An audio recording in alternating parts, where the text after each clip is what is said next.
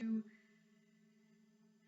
the harder part of our trig unit, which is where we have to start graphing our trig functions. And we're not going to graph tangent, we're only graphing sine and cosine. And I know you guys have talked about this before in Math 3 a little, so I'm just going to try and explain your notes from this week. And in my own words, kind of explain what some of these videos and websites have been talking about that you guys have had to either go to or look at this week. And I'm also going to touch on what is going to be posted tomorrow as well for your work, which is actually graphing them. So I would like to quickly switch it over to our notes now. I'm going to point the view down to the notes and kind of show you how I think of it and how I remember it, what all it means, what all these numbers are, and how that gets used to transfer over to our XY coordinate plane. So,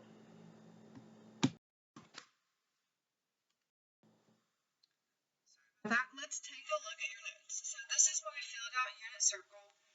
Again, if you didn't have access to print this, you can literally just draw a circle, and I would cut it in half, then in fourths, and then I would go in with my orange lines that you see here so that it's in thirds, and then I would go back with these purple lines and cut it into sixths. So let's talk about what this means. So the unit circle is literally the first unit on your x and y axis. So if this is 0, 0, this is our origin. If we were to go one tick mark over on a graph, we would be at 1, 0. So this is if you were to zoom in on a graph. So let me pull up a graph or go back to a graph in our notes.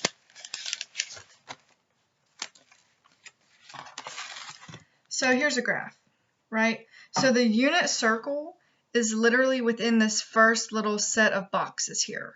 One box to the right, one box up, one box to the left, and one box down. Within those 4 boxes right around the origin is where our circle or our unit circle is. So imagine this is a very zoomed in area on a graph. So that's why it's called the unit circle. We're working with 1 unit of measurement. So you'll never go further than 1 to the right, to the left, up, or down. But again, because of the way that the x and y axis work, we know that anything in this quadrant is going to be positive, positive. If you move to the right on the x-axis, that's positive. If you move up on the y-axis, that's positive. So anything in this general area is going to be positive, positive as ordered pairs. Anything in this quadrant, well, when you move to the left on your x-axis, that's negative.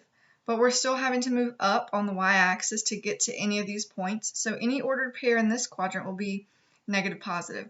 So on and so forth. Down here would be negative, negative. This quadrant would be positive, negative. So those are just things that I added to help me remember. I also wrote that my y-axis goes up and down. Anything above 0 is positive. Anything lower than 0 is negative. And then across the top, I wrote that my x-axis goes horizontally. Anything to the right of 0 is positive. Anything to the left of 0 is negative. So those are just extras that I wrote. But if you actually look at the circle, the first thing, if you would like to fill this in with me as I go through, feel free if yours is still empty. If you'd like to just look at yours as I go through this, feel free to do that as well. So the first thing we did when we were in class learning this together was we filled in our points. 1, 0, 0, 1, negative 1, 0, 0, negative 1.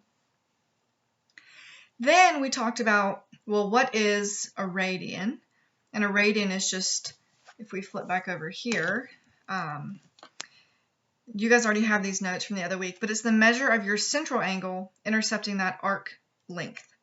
And so you guys don't have this, but this was an activity done in class that was with pipe cleaners, and it was super fun, but I gave everyone a pipe cleaner of some sort of length. They put it down on their paper and they drew a line for however long their little pipe cleaner was. This was mine. And then I said, okay, however long that is, what I want you to do is keeping that length, keep it straight, just keep spinning it all the way around and put dots out here and connect your dots, and that'll be your circle, and this would have been their radius. So they used their pipe cleaner as their radius length and made a circle with it. I then told them, okay, take that pipe cleaner, lay it on the outside of your circle that you just drew, bend it a little bit, and draw a mark as far as it will go. So they took this pipe cleaner that was this long, they laid it out here on this arc, and they curved it, and that's as far as it got. So they drew a line right there and brought it in. And then they did it again and drew a line, and then they did it again and drew a line. This is just a rough estimate. Don't look at that. So they were able to take their little pipe cleaner radius, 1, 2, 3, and some change times around the circle. And I said, what that little pipe cleaner is, it's your radius length on the outside of the circle, also known as a radian. So in radian measurements, half of this circle is 3.14 radians, or pi. So instead of using the inside of your circle to measure angles, like a 60-degree angle or this 180-degree angle, we're used to degrees. Instead of using degrees, let's look on the outside of the circle and measure in radians. It's kind of like Fahrenheit or Celsius. It's just a different way to say something. And so your radian measurements are whatever your radius is. Even if their radius was this big, their circle would be this big. And it would still take 3.14 radians to get halfway around their circle. So it's relative to your circle. But anyways, one full rotation around a circle is 2 pi, because we know that one rotation is 3.14 radians, which is just pi. So if you can go halfway around the circle and that's pi, then fully around the circle would be 2 pi. And so that's where we get our starting measurements on here. We first understand, well, what is a radian? How do we measure a circle in radians? How do we get those points? So if you were to start here on this line, let's imagine you were trying to make a triangle, but the line overlapped the line. That's just 0, right? There's no degree or length to that at all. But if you started to move that line up, you're going to start to have an angle here and an amount of radian happening out here. So if we know this is 0, and we know halfway around a circle is pi, then what's in the middle of 0 and 1? Well, a half, right? But because we're talking in radians, we have to always say radians. So it's 1/2 radians. And again, if this is a whole, half of that would be just cut down the middle right here. This is cutting this whole in half. So what I like to think of, now that we know that this is 0, a full circle is 2 pi, half of the circle is 1 full pi, and then to get half of a whole, you just cut it in half. What I like to think of is, just think of fractions. I know you guys know how fractions work, but instead of giving these fractions numerators of 1, like this is 1, this is 1/2, this is 1/3, this is 1/4, this is 1/6, instead of giving them numerators of 1, just keep the pi there so that we know that we're talking about radians. That's the easiest way to understand this. So half of your circle is actually 1 full pi. So think of that as a literal pie. Like, all right, here's a whole pie that I gave my neighbor to eat. I'm going to cut this pie in half so that I can split it with 2 people. Where would you make the cut for this pie? You would make it right here. So we're going to say that that's 1/2. But again, keep that pi up as your numerator so that we know that we're talking about radians. What if you want to cut it into fourths? If this is your whole pie and you need 4 pieces, this would be 1 piece, 2, 3, 4. So because we're talking in fourths, this would be 1/4, or pi over 4. This would be 2/4, which just reduces back down to 1/2. This would be 3/4, and this would be 4/4, which is just 1. So all I like to think about is my fractions, and then I just put a pi on top to help me remember that I'm talking about radians. Same thing with the 6th. If I want to cut this pie into 6 pieces, here's 1/6, 2/6, which just reduces down to 1/3, 3/6, which just reduces down to 1/2, 4/6, which reduces down to 2/3, 5/6, and 6/6, which is just a whole. And again, remember, we keep that pi as our numerator. Now, if your numerator isn't just a 1, like 1/6, 1/4, 1/3, if it's an actual number, you've got to keep that number up there with it. Like I couldn't reduce 2/3 down to just pi over 3, because that's actually just representing 1/3. So just think of these as fractions, cutting a whole, but keep the pi on top. And then same thing down here. If you'll notice, these are improper fractions, right? So this is more than a whole, because again, at this point, we've gone over an entire pi. We're now getting up into 2 pi, right? So this point right here can either be 0 or it can be a full 2 pi. Just depends on if you're starting here or ending here. So this 7 pi over 6 is 1 and 1/6, right? This is a whole pi, and this is a sixth of another pi. So it's 1 and 1/6, 1 and a fourth. And then you can keep going, 1 1/2, right? I mean, you could keep going until you're at 1 and 1, which is 2. So if it makes it easier, again, just think of these as fractions, look at them as fractions, and break them down as fractions. You can also see on my unit circle, they're color-coded. So when I cut it into halves, it's pink. When I cut it into fourths, it's orange, and they match up with the fractions, the numbers do. Another very important thing is I have labeled the main degrees for these angles. This is a 30, 45, and 60 degree angle. In degrees, I put the degrees in here for you, as well as what the radian is. So this is a 30 degree angle if you were using degrees.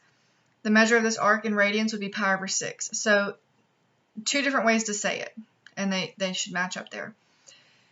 So that's the inside of the circle and all the points. Now I'm sure you're wondering what these are, and this is where it gets important. This is what all your answers will be. So these are points, right? This is an ordered pair at this specific point on the graph. So if I wanted to draw this dot on a graph, we always start at the origin. I would go over a certain amount and up a certain amount, and then I'll be able to put that dot there. Well, these are actually decimals. If you wanted to change it from a fraction to a decimal, if that's easier for you to understand, these are actual, like it's a number. I don't want you guys to think that it's not. I would go over this distance and up this distance, because this is my x value and this is my y value. So I'll go over and up, and I would be at this point. So this is the ordered pair for this point. This is the ordered pair for this point, and this one is for that point. And so it tells me how far to go over and up. Now, on your note, notice that I put cosine, comma, sine, meaning all your ordered pairs, your x value is the cosine of that right triangle.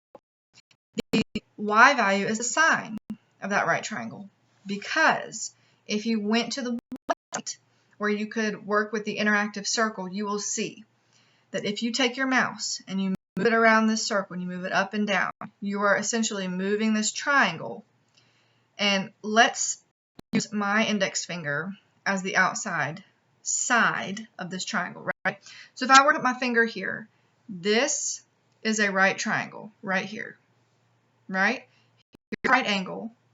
We know that the hypotenuse for any right triangle that I make in this unit circle, whether it's at a 30 degree angle, 45, 60, maybe 70, let's imagine I had a triangle that was like really steep, still a right triangle, or all the way up. No matter what, we know that that hypotenuse side is always 1. This is always 1. It will always be 1. So if I said, tell me the cosine of this angle, cosine is adjacent over hypotenuse. So it would be adjacent, this side, over 1. Anything over 1 is just itself.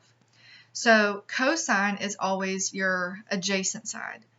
And what axis is this? This is my x-axis.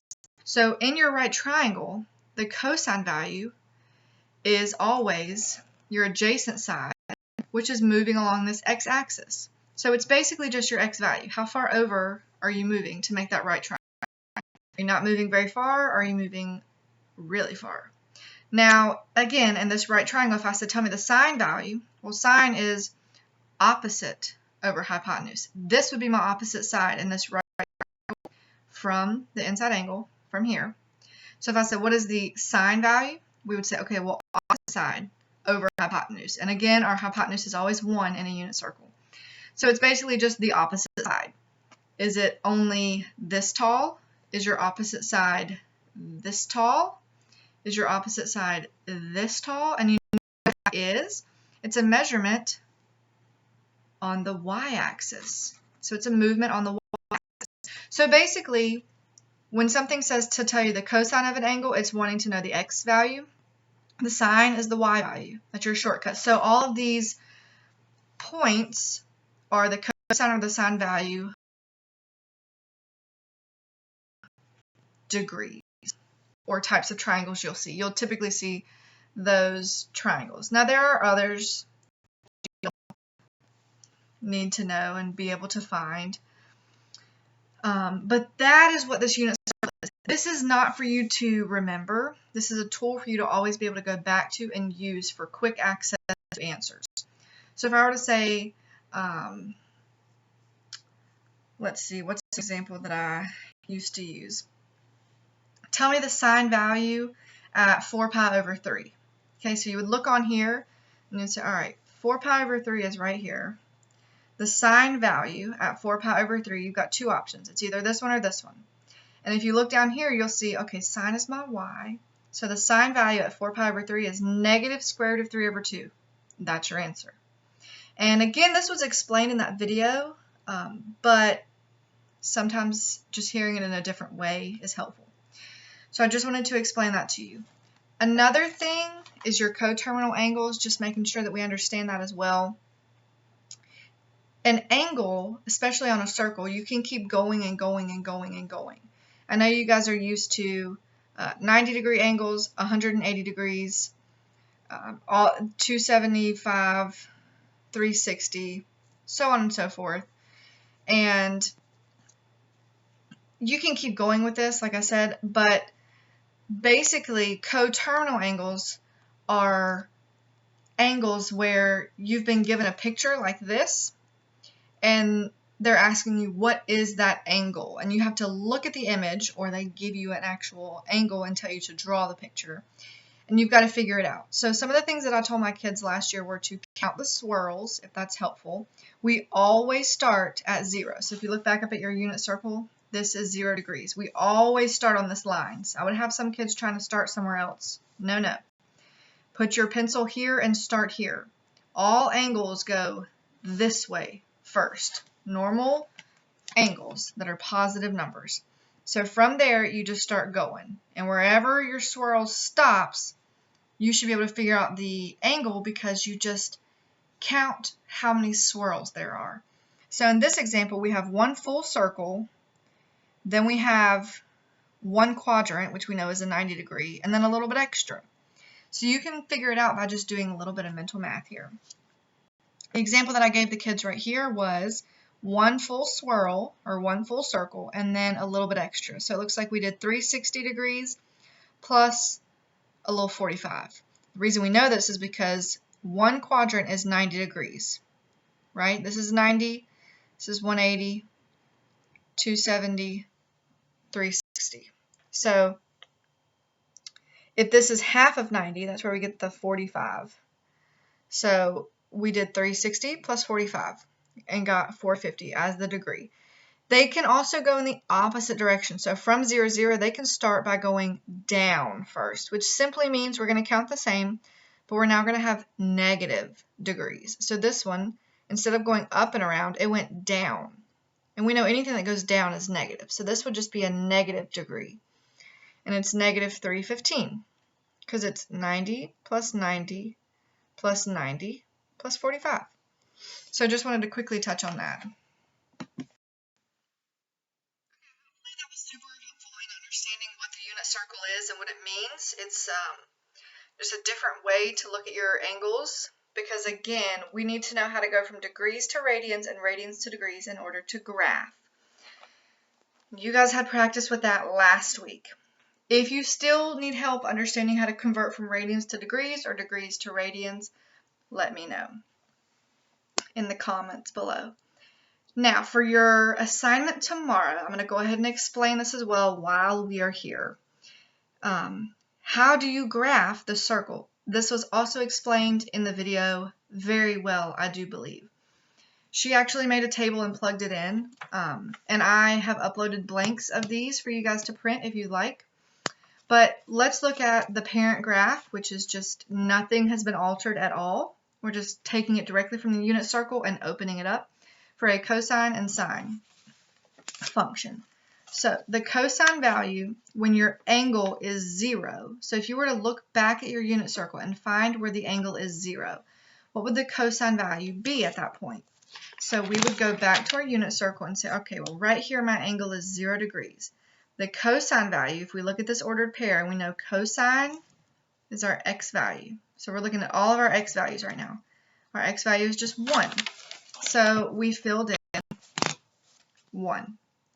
Okay, what is the cosine value when your angle is pi over 2? So we would go back to our unit circle. We would say, all right, on the circle, when we get to pi over 2, what is our cosine value? Well, it looks like our cosine value is now 0. So we'll come over here to our table. We will plug in 0. When we get to pi, what is our cosine value or our x value? So we go back to our unit circle. This is why the unit circle is super handy, because it's like a really great tool. We find pi, and we say the cosine value or our x value at this point is -1. What's our x value down here? 0 and 1. So the pattern you'll see is 1, 0, -1, 0, 1. So you have 5 main points. I don't need you, and again, this was talked about in the video, I don't need you to give me every single point on this entire unit circle. We can get 5 main points where our numbers are nice, easy, whole numbers, and we can figure out the shape from there. So in our table, we have 1, 0, -1, 0, 1. So these are our angle values, right? So those are across the bottom here. When you start at 0, when you get to pi over 2, pi, 3 pi over 2, and 2 pi. This is a full circle. What this is your circle values stretched out on a line. Instead of it being on a circle, where we started at 0, we went to pi over 2, pi, 3 pi over 2, and back to 2 pi, we've stretched it out straight. This is where we take what we know, straighten it, and we graph it.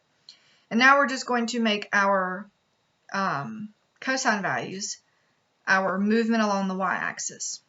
So when we were at 0, our cosine value was 1, and then our cosine value was 0, then our cosine value was -1, 0, 1. And so you'll see this is our circle if we opened it up. If I swung this half around and this half back around, they would close and you would have your circle. But we've actually taken these two and opened them up. So all we're doing is taking that circular motion and opening it up to graph it. So your cosine will always start up and it'll have the shape of a C. So I always tell my kids cosine looks like a C. And your sine graph is the opposite. So again, you look at all the angle values, the exact same 5, 0, pi over 2, pi, 3 pi over 2, and 2 pi, and you tell me what the y values are at those points. So if we look back at our unit circle, those 5 main points are here. 1, 2, 3, 4, 5. 0, pi over 2, pi, 3 pi over 2, 2 pi. But now I want to know the sine value, which means I'm looking at the up and down movement, the opposite side of my right triangle, this side of my right triangle. So it's 0, 1, 0, -1, 0, because we're looking at the y values for those triangles. So we filled in our table with those points and we graphed it. We opened up our circle and we graphed the sine values. The sine, when you graph a sine function, it should look like an S, kind of. And so that's always how I tell my kids, what shape does this graph have? Does it have a C for cosine? Does it have an S for sine? This is always your period, which is one full rotation before the pattern repeats. So once you get to 2 pi, you're going to start seeing the S again. Then you'll see another S. And you could keep going forever. And you could even come backwards and do another S before. But from 0 to 2 pi, it's not going to repeat. That's one full period or one full cycle before the pattern repeats. And then your range is simply how high or low this thing goes. And we know on a unit circle, we don't ever go above 1 or below 1, ever. And so that will always be there unless it gets changed, which we will talk about next week, where we change our range, our amplitude, and where we change the period. So we may stretch or shrink the period, which is how far this thing goes before it starts to repeat. This is just your parent graph, though, of a sine and a cosine graph. Now, this is a super long video, but like I said, there was quite a bit that I wanted to explain, even if I over-explained it. I just wanted to make sure that you guys understood it if it hadn't made sense yet in the previous videos that I have been posting for you. I know I referenced in my videos a lot that it had already been stated in other videos, but again, I just want to connect all those ties with you. You did see in the video that Jen was in where she showed you that a period is just how long it takes for the pattern to repeat, and you can keep repeating after that. But one full period is one full circle, and she did a really good job of showing you a big picture first, like let's plot all these points, and then showing you, wait a minute, we can just plot these 5 main points because they're nice, easy numbers. And so she does a really good job of explaining it. I really need to make sure that you guys have watched that video. But this one also, again, just reiterates a lot of that, kind of walks you through our notes together. And I hope that tomorrow's notes aren't too confusing either. Please, please, please make sure that you fully understand how to use the unit circle. Again, you don't need to memorize it, but how to use it to help you. And then how to graph, because next week when we start graphing, we're going to change some things with our graphs, as we have done with all of the ones in the past. So once I told you what a quadratic function was, how to graph a quadratic function, we then looked at how do you change it, how do you flip it, how do you stretch it, how do you compress it, how do you change the form of it, how do you move it to the left or the right or up or down. So all of those things are still applicable for us to do here. So know that that's coming next week. Really make sure that you have a grasp of this week. And as always, I miss you guys, and I can't wait to hear from you. Give me feedback. It's super helpful. And I will talk to you guys soon. Bye.